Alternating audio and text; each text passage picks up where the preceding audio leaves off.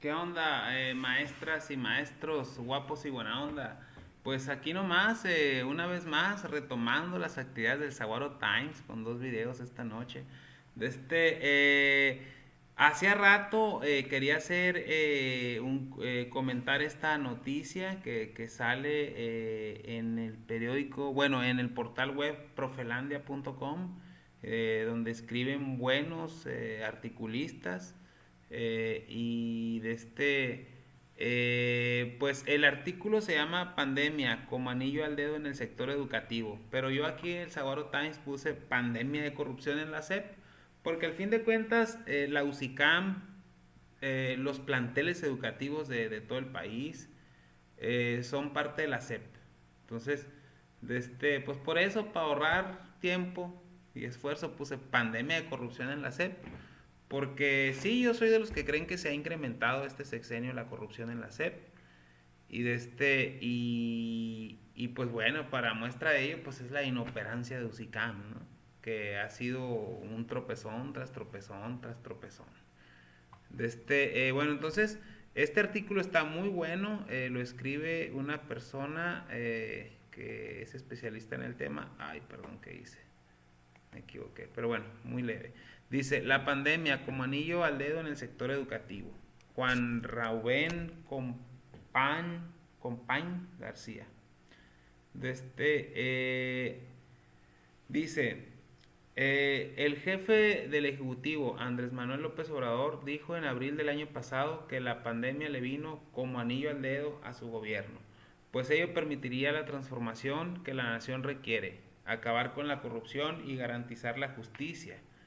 En el sector educativo, la corrupción se expresa a través de venta de plazas y en la discrecionalidad en la asignación de las mismas. Es lo que le decía, la CENTE, la coordinadora, que incluso ellos pues no pelean por una lista u otra, pero incluso ellos que están en la lista uno, porque que yo sepa prácticamente todos son normalistas, pues resulta que los están dejando fuera porque la corrupción se desató en los planteles, la corrupción volvió a los peores tiempos.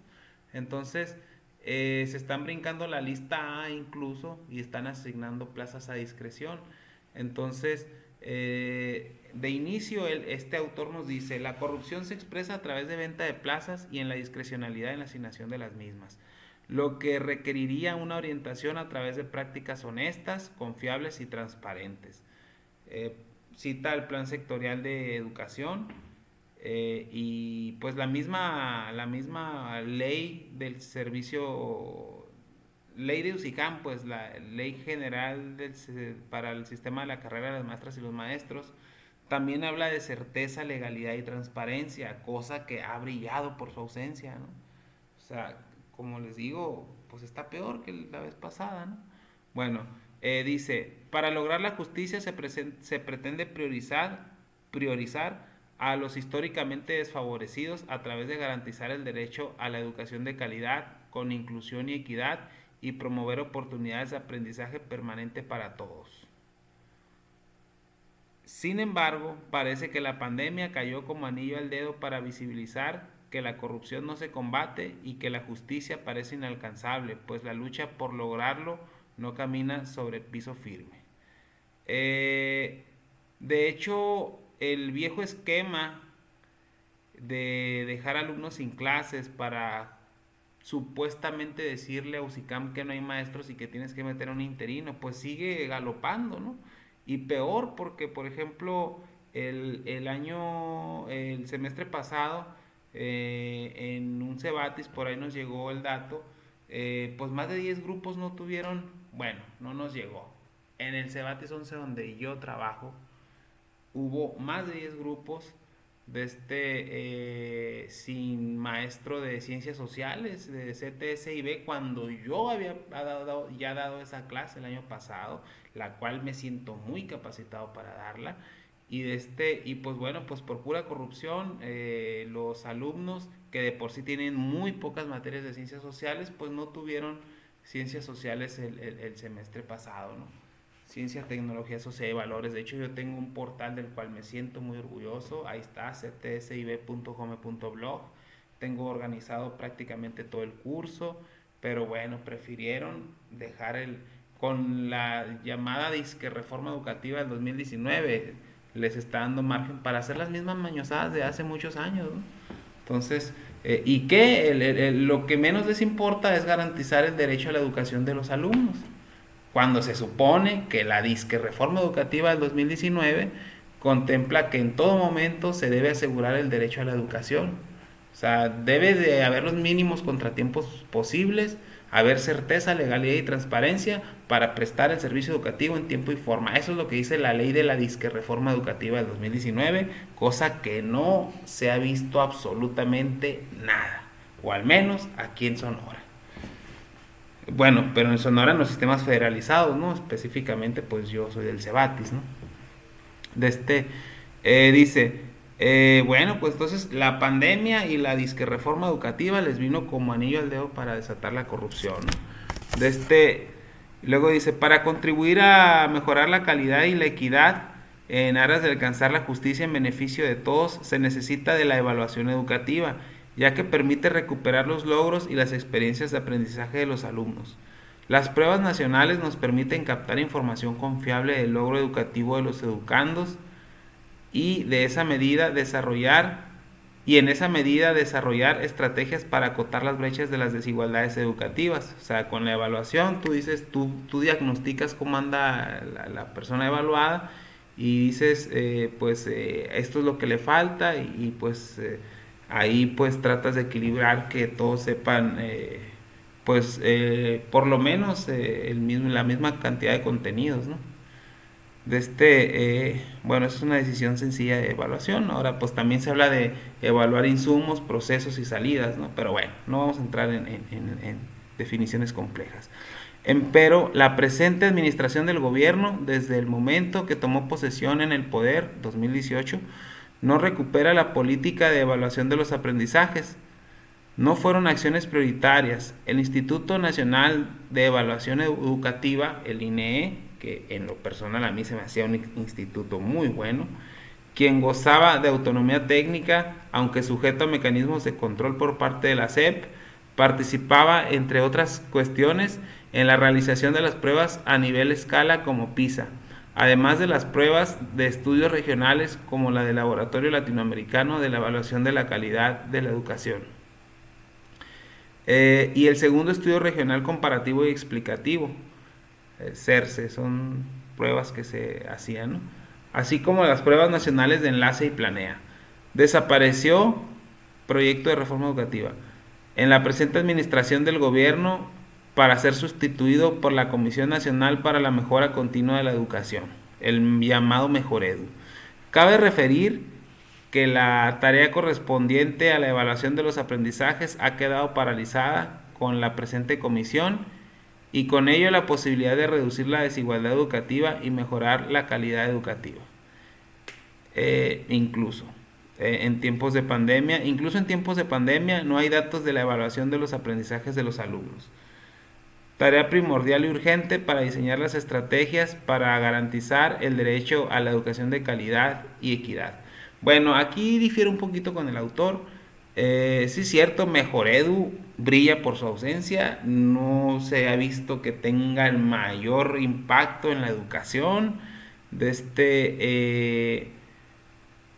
También difiere un poco aquí en esto de que la evaluación es la posibilidad de reducir la desigualdad educativa y mejorar la calidad educativa. Pues sí, o sea, lo que no se evalúa no se puede mejorar, esa es una premisa muy, muy básica, ¿no? Y muy cierta. Pero también decir que en base a eso se reduce la desigualdad, tengo mis cuestiones, ¿no? Pero bueno, en general sí es cierto, en México la política es darle prioridad a las zonas marginadas y en ese sentido los maestros que trabajan en zonas marginadas se supone que deben de ganar mejor. La verdad no sé qué tanto se aplique esa política, pero pues bueno, como están las marranadas en estos tiempos, la corrupción está desatada, pues no dudo que no se aplique, ¿no? Entonces, ahí pues la verdad yo no tengo mucha experiencia en educación básica, pero pues realmente por lo regular a los directivos lo último que les importa es la educación, ¿no? Les interesa más andar desangrando el erario público, ¿no? Las arcas del Estado. Pero bueno, o sea, les interesa más la corrupción que la educación, ¿no? Bueno, entonces dice, en cuanto a la revalorización magisterial, el gobierno en turno derogó la reforma educativa impulsada por el gobierno de Enrique Peña Nieto. La evaluación de la docencia era el corazón de la reforma educativa, sí, efectivamente, cuyo propósito era captar a los mejores docentes a través del mérito y a su vez culminar con el control de las plazas docentes que el Sindicato Nacional de Trabajadores de la Educación y la Coordinadora Nacional de Trabajadores de la Educación,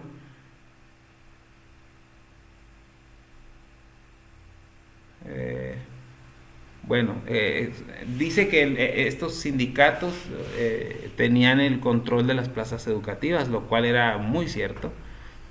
Pero pues al fin y al cabo el último que decidía a quién se contrataba era el director del plantel. Entonces realmente tenías que tener buena relación ahí. La verdad, ir a las oficinas del CENTE es algo muy decadente.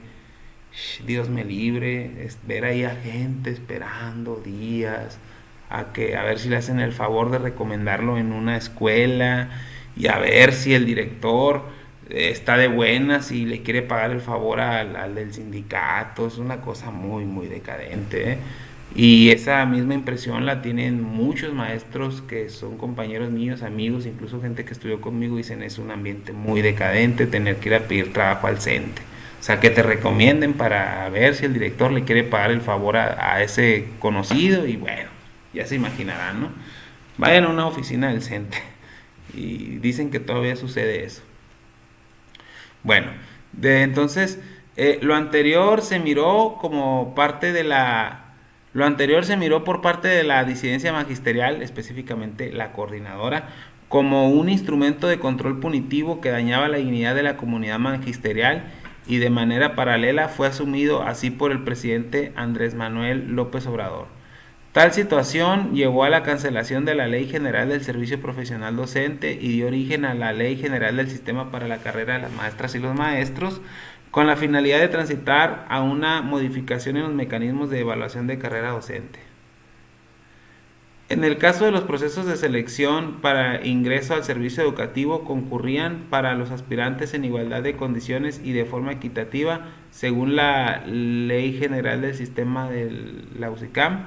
Sin embargo, en la misma ley se estipula que los egresados de las escuelas normales públicas del país, de la UPN y de los centros de actualización del magisterio tendrían prioridad para la admisión al servicio público educativo. Los mecanismos para el ingreso que se llevan a cabo en el sistema educativo acotan las oportunidades de acceso al servicio educativo y pronuncian las desigualdades entre los aspirantes. Sí, efectivamente, ¿no? Muchos se quejan de que se dejó fuera a los egresados incluso de las universidades públicas, pero que no son normalistas. Y hay que recordar que muchas universidades públicas, y ni se diga las privadas, ofrecen en su perfil de puesto, en su perfil de egreso, perdón. El egresado de la licenciatura en Ciencias de la Educación de la UNIDEP podrá dar clases en universidades, en escuelas públicas y privadas. Lo mismo dice la Universidad de Sonora. A casi todas sus licenciaturas, ingenierías, les ponen, el egresado puede ser maestro de ingeniería en escuelas públicas y privadas. Eso es muy delicado, ¿eh? Entonces, los diputados que hicieron estos cambios tan atroces en la ley de educación, tan mal calculados, tan torpes, no me canso de decirlo, la verdad. Si la reforma del 2013 fue la mal llamada reforma educativa, pues la del 2019 fue la disque reforma educativa, ¿no? Entonces se me hizo una gran falta de tacto que no hubieran dado un margen a todos los que pues prácticamente fueron estafados estudiando en una escuela privada. Pero pues también quién sabe qué tan estafados, porque las escuelas privadas pues ofrecían eso y pues no se los prohibían, ¿no? Entonces debieron de haber metido ahí contemplado un periodo de transición, de decir los egresados hasta el 2019 fue la ley, hasta el 2023 van a poder aspirar a escuelas públicas. Y por favor, a dar clases en escuelas públicas, ¿no? Los egresados de escuelas públicas o privadas pueden aspirar a ser maestros de escuela pública hasta los que egresen en 2023. Ahora, Se prohíbe tajantemente que las universidades públicas y privadas del país anden ofreciendo en sus perfiles de egreso que sus egresados pueden ser docentes de escuelas públicas. Eso ni lo tocaron. Y eso es algo muy delicado. Porque mucha gente, a lo mejor ya ahorita, pues algunos despistados, siguen entrando a esas escuelas que ofrecen licenciaturas en ciencias de la educación que están por todo el país. Cuando la misma ley que introdujeron ellos, pues les está cortando las posibilidades de tajo, ¿no? O por lo menos los está segregando. Bueno, entonces para mi gusto, fue una torpeza de la ley del 2019, ¿no? No haber aclarado eso. Hoy dice, obtener resultados favorables no es garantía de obtener la plaza docente. Y sí, la verdad, yo sí estoy en contra de las dos listas, ¿eh? Yo sí estoy de acuerdo en que se le debe dar un margen a las normales. A lo mejor hasta entre 1 y 10 puntos, que se me hace mucho 10 puntos, pero bueno. Pero ya, permitir que alguien sacó 16% esté sobre alguien que sacó 99% es una verdadera mentada de madre, ¿no? Bueno, sí, la verdad, el normalista, yo creo que a lo mejor podría tener unos 4 o 5 puntos de ventaja, pero tener 80, 100 puntos de ventaja es una locura. Bueno, dice, obtener resultados favorables no es garantía de obtener la plaza docente. La asignación de plazas no es por mérito, es porque el diseño de las políticas de ingreso a la docencia permite el acceso a cierto sector y la exclusión a otro. Mientras las condiciones de ingreso no se modifiquen, prevalecerá la injusticia y la inequidad en la asignación de plazas y no la revalorización docente. Yo creo que aquí le faltó al escritor ¿no? Eh,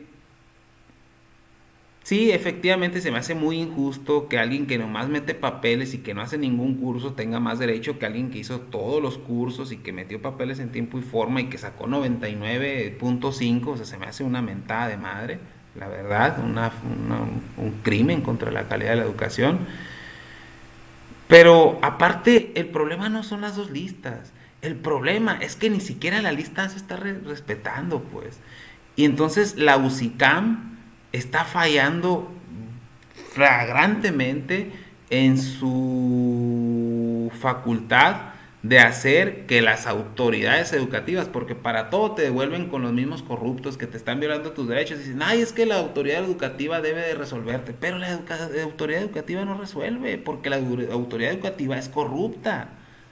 Entonces, ¿qué hace la UCICAM? Pues la verdad hacen lo que quieren con ella y la UCICAM no mete ni las manos.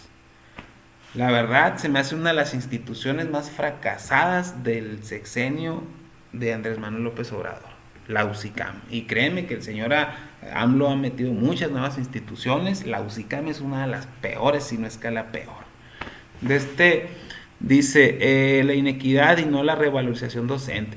Entonces, efectivamente, los directivos corruptos, muchos de ellos, la gran mayoría, muy afines a las mañas del CENTE, bueno, a la complicidad con el CENTE, porque sí es cierto, el CENTE no es el que contrata, el CENTE influye, pero no contrata, el que contrata es el director del plantel. Entonces, los directores cooptados por el CENTE hacen todas esas marranadas y la SEP no hace absolutamente nada. Los mecanismos de ingreso al servicio educativo no solo son equitativos, son poco transparentes. Efectivamente, transparencia es lo menos que hay en la UCICAM. El número de plazas registradas en el sistema abierto y transparente de asignación de plazas, el famoso SATAP, que no sirve para nada también, y que se ofertan en las convocatorias de las diversas entidades, ha disminuido de manera notable a través de los años. Como les dije, las bandas de corrupción que operan en la SEP con total impunidad, por cierto, han aprendido a sacarle la vuelta a la ley. Entonces, en el 2013-14, cuando inició la reforma pues, de Peña Nieto, que ha sido la más impactante y para mi gusto, la verdad, la más interesante, ¿no? Pues el magisterio no sabía cómo hacerle, pero con los años han aprendido a burlar la ley. O sea, ahora sí que como los narcotraficantes que trafican droga, los corruptos que controlan la educación pública. han aprendido a sacarle la vuelta a la ley. Entonces cada vez aprenden más a ocultar las plazas, cada vez desafían más a la ley y se dan cuenta que la SEP no hace nada realmente, ¿no? Y como les digo, con el 2019 de plano fue el de sepultar todos los esfuerzos por querer transparentar el ingreso al servicio docente, ¿no? Entonces, dice las diferencias. Entonces el SATAP, a pesar de que la misma ley dice que si el director reporta oportunamente las plazas vacantes que se vayan generando durante el transcurso del año y las inscribe en el SATAP y se va a contar para sus procesos de crecimiento y promoción vertical hacia arriba. Pues la verdad que los directores les vale cuete eso, ¿no? Ni siquiera las reportan y no se ve que les afecte al momento de promoverse. Los chamacos ahí están sin clases, como sucedía hace 15, 20 años. Y que siguió sucediendo con Peña Nieto, pero que disminuyó drásticamente, ¿no? Entonces, pues con la reforma educativa yo creo que ya somos muchísimos los que creemos que ha sido un rotundo fracaso, ¿no? La reforma educativa del 2019, ¿no? Al grado que ya la gente tampoco la quiere. ¿Por qué? Porque los que se han despachado con la cuchara grande son los del CENTE, porque son más por lo que tú quieras.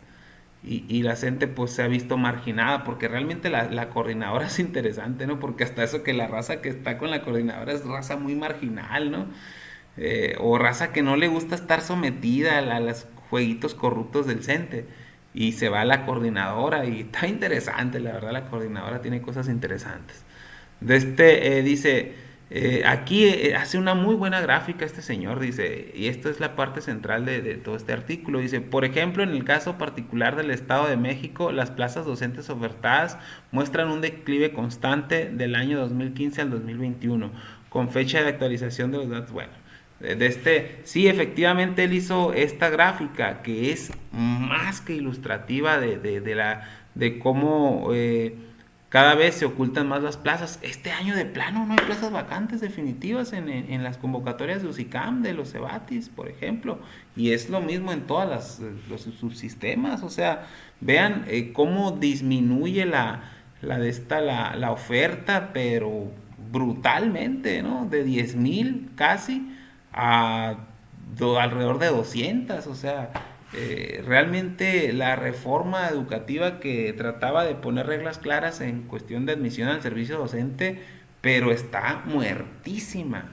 Y está muerta porque primero, sí es cierto, el gobierno de Peña Nieto era muy incisivo, muy punitivo si quieren, pero se ofertaban más plazas ahorita. Entre que el gobierno dobló las manitas, la verdad que no me explico cómo pudo haber sido tan concesivo el gobierno de Andrés Manuel López Obrador.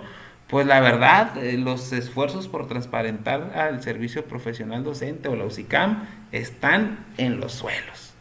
O sea, sufrimos un retroceso a los peores tiempos en materia de asignación de plazas. Dice, ¿por qué se pone en tela de juicio el número de plazas docentes que se ofertan en la presente administración? Se hace la pregunta. Y dice, un momentito. Entonces dice, dice, primero, de acuerdo con los datos del FONE, Fondo de Aportaciones para la Nómina y Gasto Operativo. No, perdón, ese no es el FONE. Hubo un aumento significativo del número de jubilados a partir del 2015. Incluso en entidades con el mayor número de docentes fue más notable, como en el Estado de México, aunque con el proceso de estabilización a partir de la cancelación de las evaluaciones, la falta de docente es un hecho según las proyecciones de los datos de la SEP. Segundo, las plazas registradas en el SATAP no son congruentes con el número de plazas asignadas por las entidades. Se han asignado, en el caso del Estado de México, 3,453 hasta el momento, cifra superior a la que la entidad ofertó de manera inicial en la convocatoria. O sea, aquí se ve, bueno, aquí, bueno, creo que no sale ese dato, pero sí sabemos a lo que se refiere, ¿no? que se asignan más plazas de las que se ofertaron. Entonces, ¿cómo está eso, no? ¿Dónde estaban esas plazas que no salieron en la convocatoria, pero sí se asignaron? Entonces, eso es parte del es uno de los eh, mecanismos del ocultamiento de plazas, ¿no? Tercero, en plena pandemia, en negociaciones de la CENTE y el CENTE con el gobierno, se otorgan basificaciones, asignaciones y reinstalaciones a docentes. Es decir, no se reportaron las vacantes reales, pues los espacios al parecer existían. Sí, la verdad, el programa permanente de basificación hay que ponerle atención porque ese es un mecanismo que es poco transparente. De hecho, curiosamente no encuentras información del programa permanente de basificación en internet. Y puede ser un mecanismo tremendo de corrupción, aun cuando está en los pliegos petitorios del CENTE cada año. Hay que ponerle atención al programa permanente de basificación porque lo que suelen hacer las bandas de corrupción es otorgar interinatos continuos a sus parientes y al paso de 3 4 años pedir la basificación por escrito, ¿no? Entonces, apelando al programa permanente de basificación, entonces realmente es un esquema de corrupción, ¿no? Bueno, dice, no sé, dice cuarto, lamentablemente debido a la pandemia hay una cantidad considerable de muertos en México, sin embargo no hay datos hasta el momento de ello, se sabe que hay espacios docentes disponibles por estos hechos, pero no hay claridad de transparencia en cómo se van a cubrir. Bueno, realmente no es muy importante. Dice, en suma, parece ser que las acciones en curso encaminadas con la administración en turno no combaten de forma clara la corrupción ni son el mejor camino para la justicia. Mientras tanto, la revalorización docente y la educación de calidad con equidad siguen en espera. Y si la pandemia cayó como anillo al dedo, pues permite visibilizar las políticas poco transparentes y justas, eh, pues permite visibilizar las políticas poco transparentes y justas, pueden ser más voraces. Bueno, permite visibilizar qué, o sea, aquí se comieron una palabra. Permite visibilizar que las políticas poco transparentes y justas pueden ser más voraces y perversas en los momentos de crisis cuando se necesitaba mayor sensibilidad. Esta es la capacidad de reacción del gobierno ante la pandemia. Totalmente de acuerdo con eso. Simple y sencillamente, yo estuve prácticamente en crisis alimentaria de enero, de febrero, de marzo del año pasado a agosto, porque no se me basificó conforme a derecho y hacía peticiones a la SEP y clásico. La autoridad educativa tiene que resolver, decían. Pero pues la autoridad educativa era la que estaba violando mis derechos, pues. Entonces, como no hay un combate a la corrupción, ni siquiera pequeño, pues realmente es lo que yo les comentaba, o sea, hay conductas que cometen funcionarios de la Secretaría de Educación Pública porque no hay que olvidarnos que los directores de los planteles son funcionarios públicos de la Secretaría de Educación Pública, pues realmente cometen conductas pues pues equiparables al genocidio, ¿no? Que es una violencia económica tremenda, una violencia económica sistematizada y que la Secretaría de Educación Pública, aún en el gobierno de la supuesta cuarta transformación, no hace absolutamente nada. Incluso me atrevo a afirmar que la corrupción se ha incrementado en este sexenio, específicamente en la Secretaría de Educación Pública. Y créanme, chicos, yo voté por Andrés Manuel López Obrador, pero es verdaderamente indignante lo que está sucediendo en la Secretaría de Educación Pública.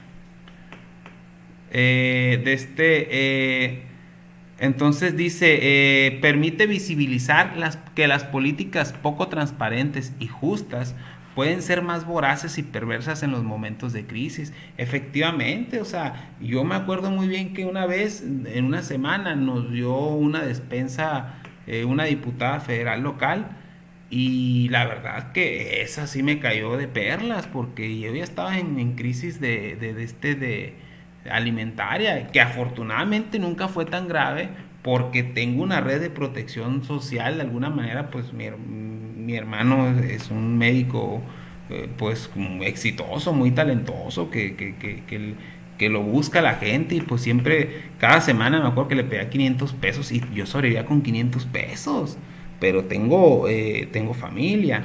Entonces, esas conductas tampoco son nuevas, como les digo, en unos capítulos atrás les enseño una entrevista que hizo Proyecto Puente y y habla de cómo se ejerce la violencia económica contra las mujeres. Afortunadamente yo y mi esposa tenemos pues el divorcio ni siquiera es una opción, ¿no?